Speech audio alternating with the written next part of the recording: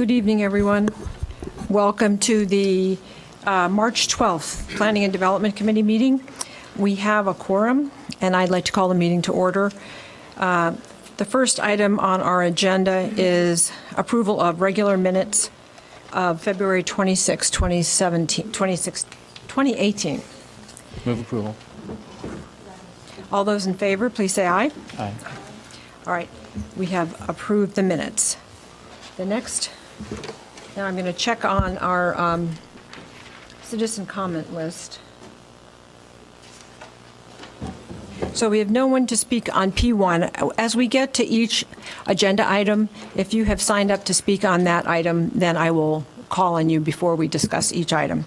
So first item on our agenda is P1, Ordinance 39018, granting major zoning relief for a new two-story, 134,200 square foot community center at 1801 Main Street, the new Robert Crown Center. Move introduction. All right. Is there any discussion? I think it's a fine idea. Okay. Okay. All those in favor of introducing, please say aye. Aye. Aye. Any opposed? Okay. That moves on for introduction. So our next item, which I will read first, is Ordinance 40018, amending the City Code permitted obstructions in required yards, general provisions relating to front porches. And we have two people signed up to speak. One is M. Bevins. Oh, Burns. I'm sorry. If you don't mind, we'll do this as a tag. Yes, and Matt Rogers. I'm sorry. Mary Beth, I didn't realize that's how you, okay, now I see that. Okay, thank you. Good evening, Madam Chair, members of council. My name is Matt Rogers. I live at 133 Clyde Avenue here in Evanston, and I am the former chairman of the Zoning Board of Appeals. And my name is Mary Beth Burns. I live at 2232 Central Park Avenue, and I am the current chairman of the Zoning Board of Appeals. And we are here tonight to speak to you about front porches. Unfortunately, this did not get addressed early enough. I had planned on trying to attend the Plan Commission where this was going to be discussed, and due to a different conflict, I was unable to make it. But we feel that the current proposal as it's been presented doesn't really work practically. And so we have come sort of with a proposal which is somewhat that you've seen before you as one of the two options that was presented to Plan Commission with some tweaks, which leads me into just a brief side note here that I think it would be great if there were a way for someone from the Zoning Board of Appeals to have representation on the Zoning Committee of the Plan Commission, so that when things are discussed, there's some level of practical application knowledge that comes into play. Not that I don't respect our friends on the Plan Commission, but sometimes they don't know the actual cases that we see each and every time. So the proposal that we've come to you with is the 25% encroachment for front porches, which was one of the plans that was put before Plan Commission. And we would propose that it have a maximum porch depth of 8 feet. Anything over an 8-foot porch seems to be excessive, and we feel that a homeowner should have to come before the Zoning Board of Appeals and explain why there's a hardship in order to have a larger than 8-foot porch. In looking at the neighboring communities that staff spoke with or reviewed, Wilmette was the only other neighbor that had a 6-foot porch. And Wilmette, I think everyone will agree, is a significantly different community than ours is. Their zoning ordinance is written in such a way that it really does emphasize their single-family residences, and we have a much more differing community as you move throughout it. So looking at the percentages, this also helps equalize zoning as it encroaches into front yards, because you're working on percentages instead of absolutes. So we feel that that makes a good start. We would ask that you would maintain a setback of 10 feet so that no porch would encroach closer than 10 feet. Of course, again, anybody who has a hardship can come before ZBA and ask for the variance on that. We would also ask that any increase in a porch would require a major variation and not be handled administratively. Basically, right now, if somebody comes with right now we have a 10% that you're allowed to encroach into the front yard, which is 2.7 feet on an average lot in the city of Evanston. Obviously, a 2.7 foot fence or a 2.7 foot porch is not something that people would build or we would ask people to build. However, we feel that going to a 25% allotment really increases that to such a point that anybody needing more than 25% should have to show a hardship in order to be granted that permission, and that be done before the board and not administratively. And the fourth point, which staff hates us for, is enclosed porches really should not be allowed. None of the neighboring communities that they surveyed allowed enclosed porches. What happens with enclosed porches is they don't change in the first 5 years or in the first 10 years, but suddenly 20 years down the road, windows have been put in, there's heating in it, and it's a room. And then you have someone who comes and wants a front porch added to their house because the previous owner had already enclosed that space. It's really hard to catch when that enclosure happens because it's literally as simple as possibly switching out screens with windows, and not something that would go through the zoning process or even through the building permit process. This does put a number of buildings into non-compliance and non-conformity with the city. However, when you're dealing with front porches, you're dealing with front porches. This isn't a change like an impervious surface or a building lot coverage where all of a sudden you're forcing buildings over. If we're telling people that an enclosed front porch cannot be allowed, then it's only the enclosed front porch that we're addressing. When the 1993 zoning ordinance was written, we forced a number of buildings into nonconformity because that's the way our community is built. And so we don't feel that that would really be a trade-off, or that would really be detrimental to people who have an enclosed front porch existing. And again, I don't know if I mentioned or not, but the other neighborhoods that were surveyed do not allow these enclosed front porches. So I feel it's something that Evanston should definitely look into. Mr. Rogers, do you have a memo for us where you? I don't have a memo for you. I have some notes that I put together. And I talked with staff on Friday, and they had asked us to look at trying to fit what we felt was acceptable into one of the three proposals that was out there, the two that were presented to Plan Commission, or the third, which was the one that they had put together out of those two. Well, So, yes, Alderman Wilson? thank you. Okay, could you put it like in a letter or memo? I'm not going to remember. I can. Like I said, I didn't know what you would want from me or, Sure. or anything else. I think I think- That's an interesting question. Would you prefer to have that from the current chair of the ZBA? I don't think it matters, Doesn't as long as matter. it- Perfect. I think from either one of you would be fine. And I think something where we are able to run the calculations, not on the fly like this. Right. Where Right. we, with And some a lot of the examples. numbers that you will see are the 25%. I don't know if that was in your packet as an option out of the numbers that were presented to Plan Commission originally. But the 25% number is the 25% number. So really where we get into the discrepancy is the 8-foot maximum porch depth, the 10-foot minimum setback, and the other two are really administratively as opposed to practical application of the lot. Well, I think that the committee would welcome reading a memo with your analysis in it, and we can certainly hold this in committee tonight. And then if you could send that to us, then we could then discuss it next time. I can definitely do that. We can put one together and forward that on to you. Yes, and would you like to be present next time so that you can, and we can discuss this with you as well? That would be wonderful. So if you have questions, I will try to answer them as best I can. Yeah, So I move that we hold it till April 9th, unless, all right. Okay, then the item is held. Thank you both very much. Thank you. All right. Okay, so moving on, we have item P3, Ordinance 12018, amending City Code Title 4, Chapter 13, Floodplain Regulations. And we have one speaker on this. Is it Jerry Callaghan? Yes.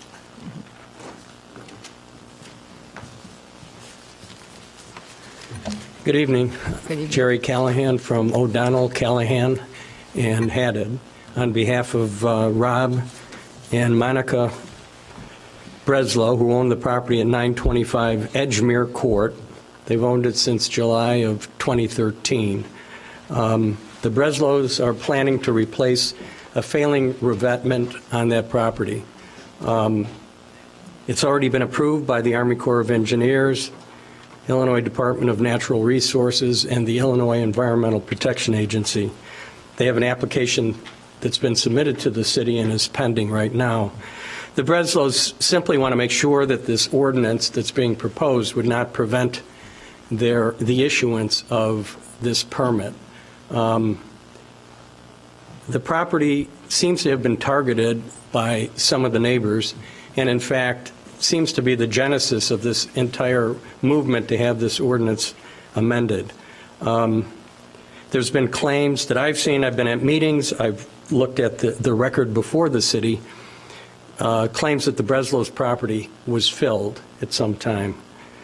As I mentioned, the Breslows bought the property in 2013, and it's in exactly the same condition with respect to the east part of the property that it was when they bought it. They haven't done anything to it. If the property was filled, they didn't have any notice.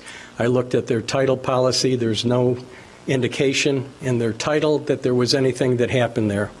So they have no knowledge of it. If there was fill on the property, it happened at least before 2006, because there is a topographic survey from that year showing that the grading of the property on the east side is the same as it is today, or was the same at that time. The Breslows have received a certificate of zoning compliance from the city in 2015, stating that the property complies on every count with the zoning of the city of Evanston. Now, all lakefront property, if you look at Google Maps, it's pretty obvious that all lakefront property has been filled or otherwise artificially altered in some form or fashion.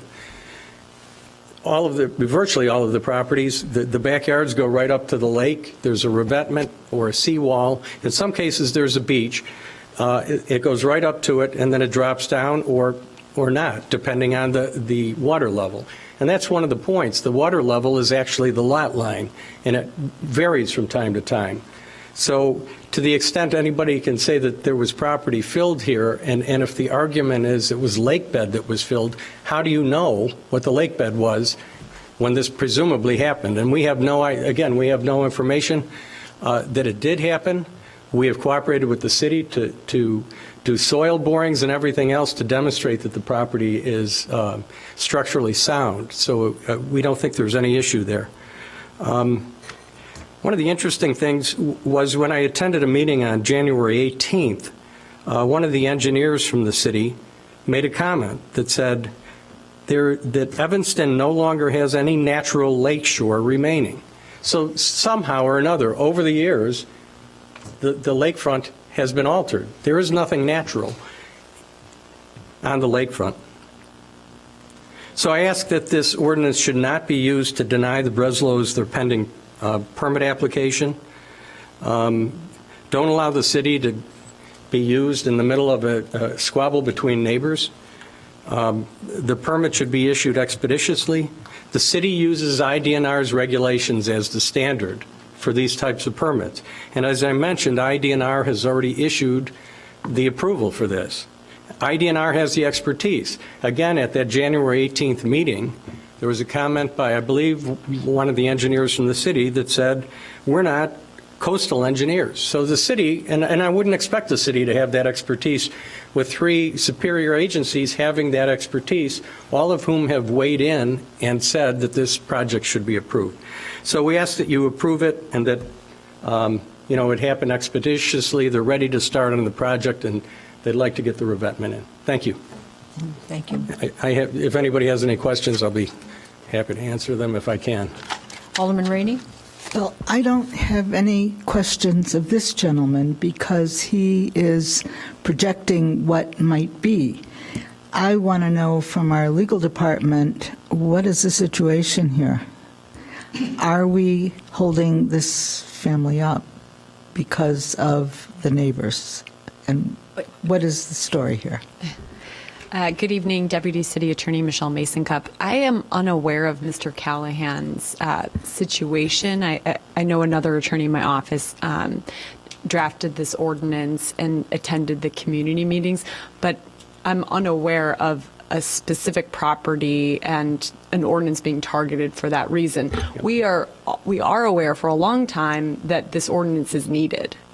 We don't have anything that makes sure that homeowners notify the city that they're going to be altering a revetment. There isn't anything in the city code to ensure that the city engineers are at least notified, and that is the purpose of this ordinance. It's not to target a certain property owner. No, At least- I wasn't implying that. It sounds like the city has been notified of this project, and I know nothing about Right. it. Believe Yeah, me. in I've fact, never the seen city these- received, was aware of this before the Army Corps issue. Well, they must have been. The But approval. I mean, we've, certainly those of you who have lakefront in your districts, and I've been involved with the Army Corps of Engineers before, and anybody who gets approval from the Army Corps of Engineers has been through a lot. So it would be just a shame, anybody who's been through that arduous process, to be rejected by some municipal code issue.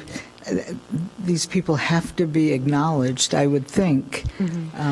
We're not trying to hold up a process, but No. we certainly are still the municipality, and so we still want to understand what is being proposed. And the issue that we seek to address is that the city of Evanston would learn about it after it was approved. We didn't know that this was going through this other, governmental process. This probably isn't the place to do this, have this discussion, but could we engage with this family? I mean, get to the bottom of this, because this sounds... Alderman Rainey? Yeah. Excuse me.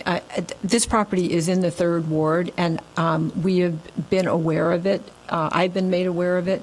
This property isn't being targeted, but it is a concern and highlights the point that the city is the last agency to be notified in this process, and what the point of this ordinance is, as Ms. Mason-Cup says, that the city be notified as early as possible and then be able to participate with the various other agencies if we have any concerns. So having the Army Corps of Engineers and the IDNR and the IEPA don't necessarily have the same jurisdictional concerns that we do, and it's important that being the 4th governmental entity, we should be at the table from the very beginning. And in addition, as you know, if you own a parcel of lakefront property, whatever you do to your own particular parcel has impacts or has the potential to impact other properties up and down the shore from you. And so this includes a notice requirement in the ordinance so that other lakefront owners will know what you're planning to do or what your proposals are on your property. Hopefully those other jurisdictions aren't going to act negatively to create a problem with the other properties. So maybe there's some way we can work this out, because this sounds really unfortunate. It's not my understanding that the city is attempting to hold this up. What we are doing is trying to make sure that, because we have had some changes proposed with individual property owners along the lakefront, that the city know about them and be able to participate as soon as someone goes to the Army Corps of Engineers or IDNR or IEPA, because having it come to us and say, well, everyone else has checked it off, so now, the only thing that's holding it up is you. Well, I mean, the city might have legitimate issues that should have been addressed at the very But beginning. if nobody knew anything about it, including these people, then it's time for everybody to get together and Right, solve and the that's what problem. this ordinance is rectifying, is making sure that the city is there at the very beginning, and that other neighbors along the shoreline are also notified so that they can provide commentary or ask questions about what the impact might be or not be to their property. Okay, Alderman Wilson? Okay, I'll start with moving for introduction so we can discuss. All right. And Deputy Counsel Mason-Cup, my understanding that this is prospective, right? And ordinarily, when we pass an ordinance like this, it's not something that's being retroactively applied to something that's already in process. Is that Correct. generally the case? Okay. Yes. So this is for future ones, just so that's a little more Yeah, clear. and I'm not here telling you not to pass the ordinance. We just want to make sure it doesn't have a negative impact on this particular But it sounds like it application. does. No, Alderman Rainey, I don't it does. believe it does. All right. Okay, all right. All right, thank you. Thank you. That's, So has it been moved? Yeah, it was moved and seconded. All right, okay. All those in favor of introducing it, please say aye. Oh, I'm sorry, Alderman Ravel. She'd like to know. Do we want to have some discussion? or- Yes, that would be okay. fine. Well, I do have several comments and questions, I guess. And it seems to me in the purpose section, I think we could be clearer about what we are, what the intent is, because I think we are intending to allow property owners to protect their shoreline while making it clear that such protective measures do not create private property for zoning purposes. And I guess I would like to see some kind of language to that effect, because we don't anywhere, none of these changes acknowledge that we do want property owners to be able to protect their property. So that's my first question, my first comment. And Section 2 application, so we are going to be requiring that applicants provide notice to property owners within 625 feet of the proposed project. And so I guess my question is maybe to Gary Gertis. What do we expect the city is going to do at that point with these? The notices will be set out, and what do we have an idea of what kind of a process we might have at that point for any kind of, if neighbors have concerns, are they going to contact us? Are we going to have a process? Chair, Alderman Gary Gertis, Building and Inspection Service Division Manager. So the notification, actually, the way that we set up the notification is that we pretty much have 4 sections of the city that are impacted from Sheridan along the south all the way through the north. So that 625 feet would capture all residences in the first 3, and then up to the north where we have more properties, it would capture at least 5 or 6 residents going upwater or downwater. So, and then if the case may be, it would include Wilmette also if there is, impact there. So we're requiring notification within 10 days of the joint agency application for any type of comment. There's not a public process with a permit, but there is that notification. So if there is concern, because, a protection can impact another property, so we do want to, allow for any type of comment from the public. Mm-hmm. So conceivably, I mean, if people are merely repairing an existing revetment, that would be pretty straightforward, I would think. But if someone is, putting in a new structure like a breakwater or something, conceivably there would be neighbor concern, and so we're just going to sort of feel our way as we go forward with this? Well, it's all part of the joint agency process also. So there is that public comment, and I think that, the purpose of this is that we have concurrent review, so our comments are there also. So neighbors do have the opportunity to voice their concern during the joint agency process also. So I think it's just, we're trying to add City of Evanston in that initial review period. Right, okay. I'm going along further in this, amendments that were proposed that's being proposed. Section 7, which is on page 482 of our packet, there is basically a typo there. Section 7, we are amending section 4-13-7, not 4-13-6. So we're amending both. One is flood Right. fringe, and one is floodplain. Right, but I think, if it says 4-13-6 above, and then down below, it repeats that, where I think it should say 4-13-7. Okay.